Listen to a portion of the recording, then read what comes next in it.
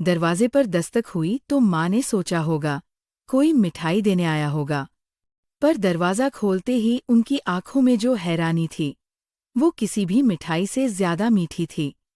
मैं, अनन्या, 7 समंदर पार से बिना बताए अपनी दिवाली मनाने घर आ गई थी।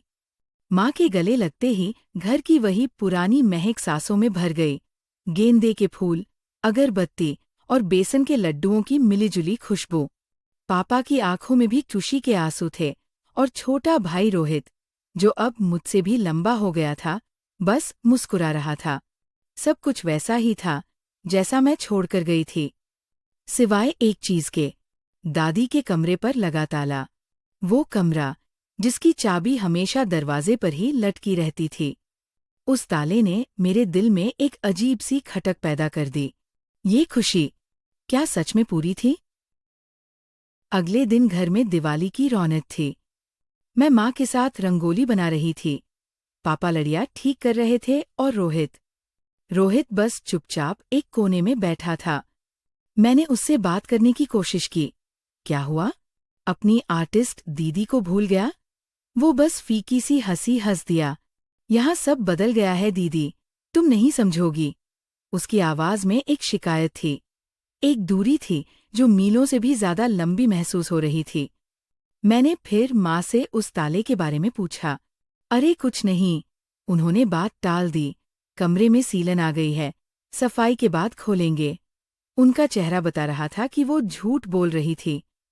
घर की जगमगाहट के बीच ये खामोशी और ये बहाने मेरे दिल को और भी भारी कर रहे थे। दिए जल रहे थे, पर किसी के अंदर का अंधेरा बढ़ता जा रहा था।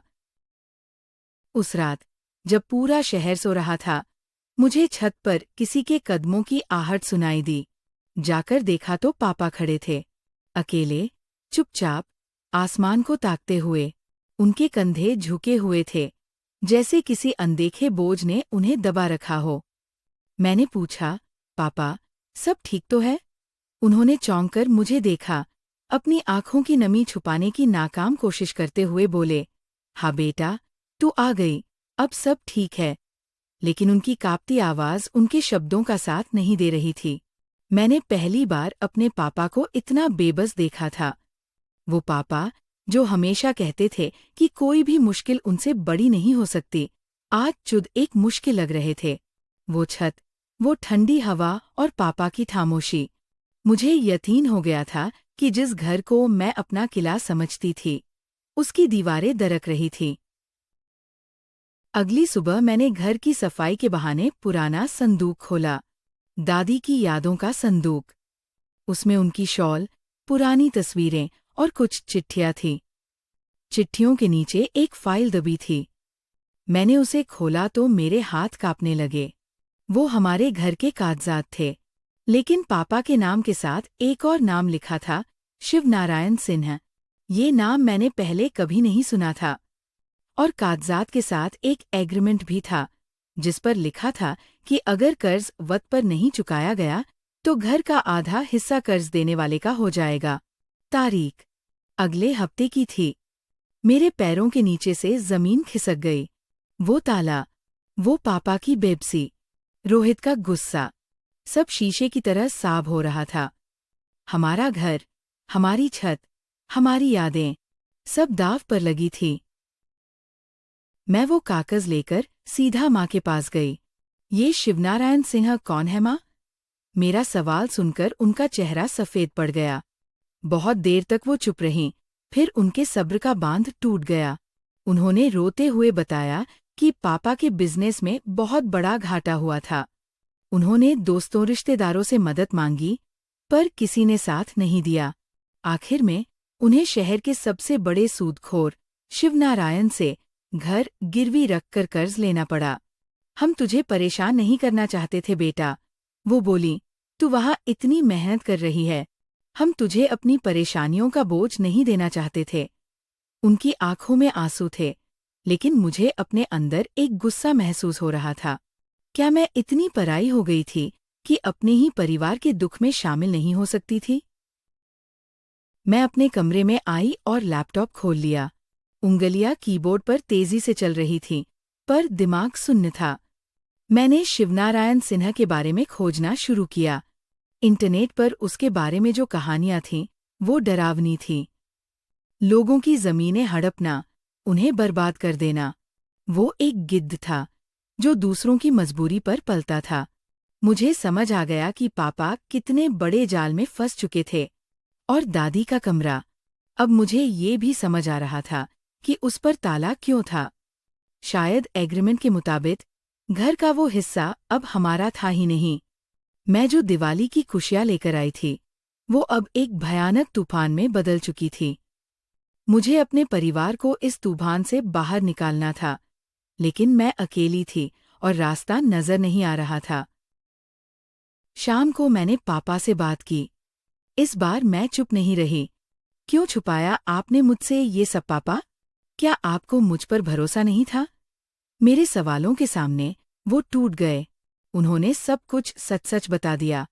बिजनेस कैसे डूबा, कैसे हर दरवाजे ने उन्हें लौटा दिया और कैसे शिवनारायण ने उन्हें अपनी शर्तों पर कर्ज दिया।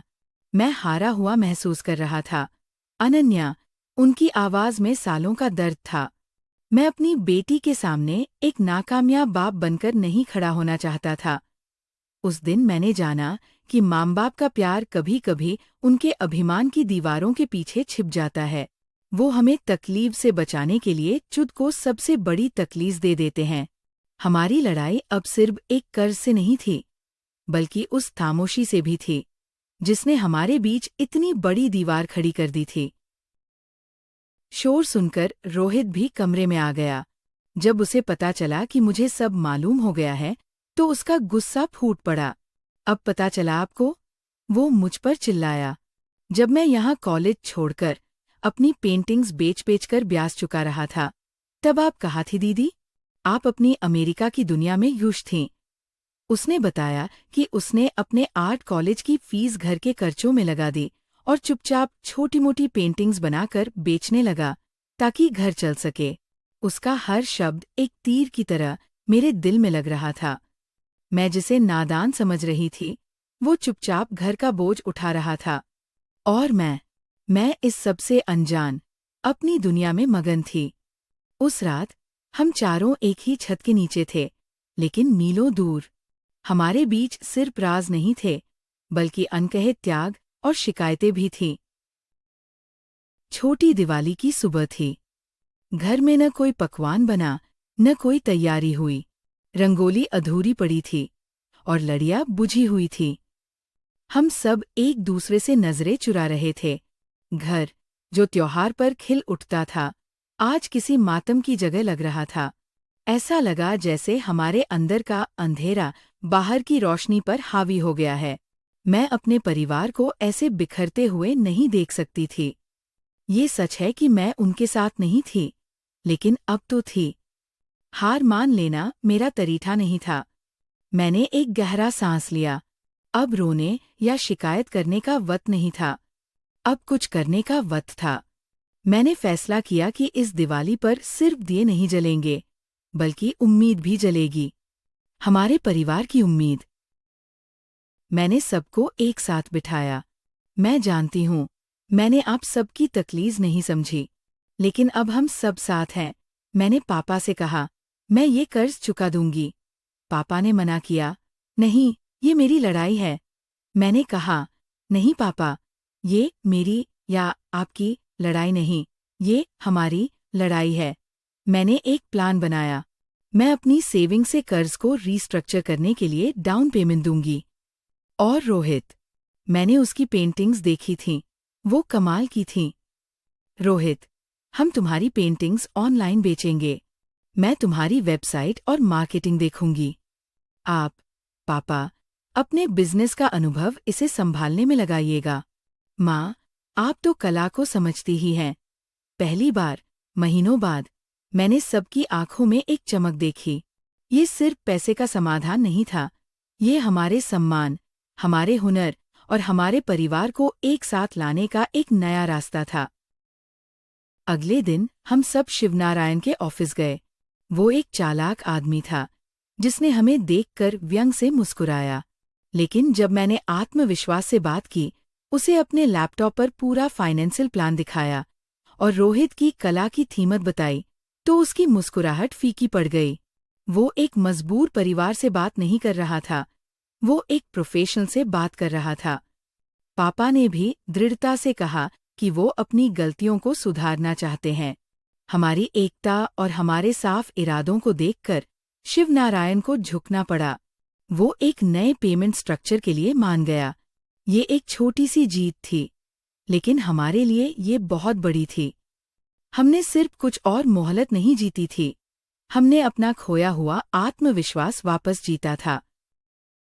आज दिवाली थी। शाम को हमने मिलकर पूरे घर में दिए जलाए। हर एक दिया जैसे हमारे बीच की एक तलत मी को जलाकर राख कर रहा था। फिर पापा ने अपनी जेब से एक चाबी निकाली और दादी के कमरे का ताला खोल दिया। सालों बाद वो कमरा खुला था। हमने मिलकर उसे साफ किया और सबसे पहला दिया वही जलाया। उस दिए की रोशनी में हम सबने एक दूसरे की आंखों में देखा। कोई शिकायत नहीं थी, कोई अफसोस नहीं था, सिर्फ प्यार था और एक खामोश वादा कि अब हम कोई भी बात एक दूसरे से नहीं छिपाएंगे। माँ ने मेरे सर पर हाथ फेरा, पापा ने रोहित के कंधे पर हाथ रखा। हम चारों एक साथ खड़े थे और हमारा घर फिर से घर लग रहा था। अंधेरा घना था, पर हमने एक दूसरे के लिए रोशनी बनना सीख लिया था। मैंने अपनी वापसी की टिकट रद्द कर दी, कुछ हफ्ते और रुकने का फैसला किया। अब हमारी सुबह अलग थी।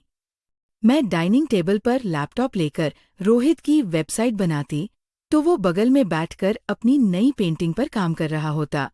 पापा बिजनेस प्लान के लिए नोट्स बनाते और माँ हम सब के लिए अदरक वाली चाय लाती। हम बात करते, हंसते, कभी कभी बहस भी करते, लेकिन अब हमारी खामोशी में दूरियां नहीं थीं। मेरा सरप्राइज देने का इरादा शायद अधूरा रह गया था, लेकिन बदले में मुझे मेरा परिवार वापस मिल गया था। एक ऐसा परिवार जो अब सिर्फ प्यार के धागे से नहीं, बल्कि विश्वास और साझेदारी के धागों से भी मजबूती से जुड़ चुका था। और शायद यही इस दिवाली का सबसे कीमती तोहफा था। तो दोस्तों, ये थी आज की कहानी। अगर आपको ऐसी कहानियां पसंद आती है तो कृपया वीडियो को लाइक करें और हमारे चैनल को सब्सक्राइब करें।